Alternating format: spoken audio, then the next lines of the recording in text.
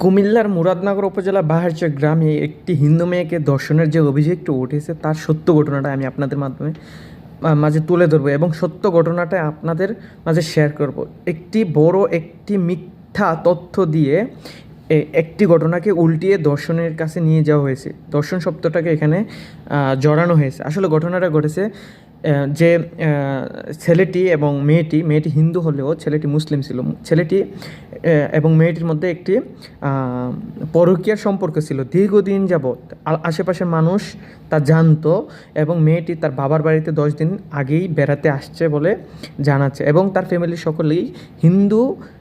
পাড়াতে একটি বাড়িতে একটি ছোটোখাটো পূজা হচ্ছিলো, তার ফ্যামিলির সকলেই ওই বাড়িতে চলে যায়। এমতো অবস্থায় মেয়েটি ছেলেটিকে ফোন করে বলেন বাড়িতে কেউ নয়, তুমি আসতে পারো। এরকম একটি ঘটনার প্রেক্ষিতেই ছেলেটি তার সাথে দেখা করতে যায় এবং তাদের মধ্যে একটি শারীরিক সম্পর্ক হয়। এমতো অবস্থায় এলাকার আশেপাশে এবং সাবেক ছাত্রলীগ ইউনিয়ন পর্যায়ে সাবেক ছাত্রলীগ নেতা সভাপতি এবং তার সাঙ্গপাঙ্গ অন্যান্য ছেলেরা মিলে তার দরজা ভেঙে ভিতরে গিয়ে তাদেরকে বিবস্ত্র অবস্থায় ভিডিও ধারণ করেন এবং ছেলে এবং মেয়ে দুইজনকেই শারীরিকভাবে আঘাত করেন এবং তাদের বস্ত্র খুলে ভিডিও করেন, তা ফেসবুকে ছড়িয়ে দেন।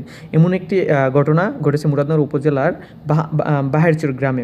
বাহারচর গ্রামটি হচ্ছে 11 নং দক্ষিণ রামচন্দ্রপুর ইউনিয়ন পাঁচকিত্তা গ্রামের সাথে, পাঁচকিত্তা বাজারের পাশেই গ্রামটি বাহারচর। তো ঘটনাটি হচ্ছে এরকম ছিল পরকীয়ার, কিন্তু পরবর্তীতে মুরাদনগর লাইভ টিভি নামে একটি চ্যানেল সে একটি নিউজ করেন যে বিএনপির নেতা এক হিন্দু মেয়েকে ধর্ষণ। ঘটনাটি তখনই উল্টে যায় এবং সারা বাংলাদেশে ভাইরাল হয়ে যায়। পরবর্তীতে জাতীয় সকল নিউজে চলে আসে মেয়েটিকে ধর্ষণ করা হয়। আসলে ঘটনাটি এরকম ছিল না, ঘটনাটি এরকম ছিল যে তারা পরকীয়া করেছিল। এই কারণেই তাকে মারধর করে ছেড়ে দেয় এলাকার মানুষ এবং গণ্যমান্য ব্যক্তিরা এবং সে বাড়ি থেকে পালিয়ে যায়। এমতো অবস্থায় যখন ঘটনাটি ধর্ষণে রূপান্তরিত করেন একটি নিউজ চ্যানেল, তারপর মেয়েটিকে জোরজবরদস্তি করে কয়েকজন লোক কুমিল্লা নিয়ে মামলা করেন এবং তা ধর্ষণে রূপান্তরিত করেন এবং তাকে গ্রেফতার করা হয় এবং যে 3 জন ভিডিও করেছেন তাদেরকেও গ্রেফতার করা হয়।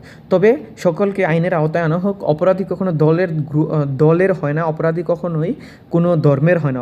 অপরাধী সেই হিসেবে বিচার করা হোক। তবে ঘটনাটি আসলে হচ্ছে দুজনেরই অপরাধ, কারণ দুজনেই পরকীয়া লিপ্ত ছিল।